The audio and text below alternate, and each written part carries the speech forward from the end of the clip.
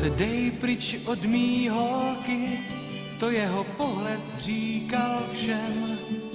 Když se ve dveřích s ní objevil a pak zády k nám ji posadil.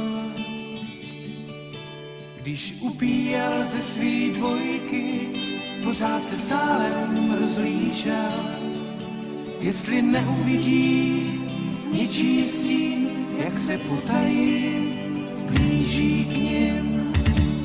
Blázen žádný až umírá, holku krásnou neuhlídá. Blázen neví, co ví celý dům, co každej přeje žárlivcům.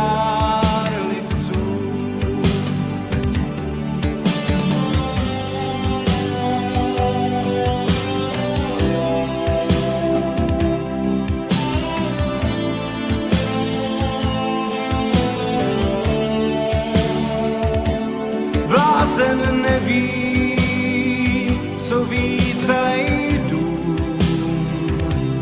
co každej přeje žárlivcům.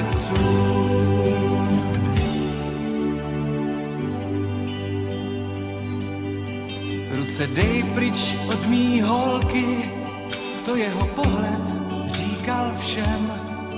S ní se nebavil moc, aby stih všechny chlapíky mít na očích. Tak jsem upil ze svý dvojky a domluvil se s číšníkem, aby zbytek mi dal vedle ní a on v očích měl zděšení. Blázen žárlí až umírá,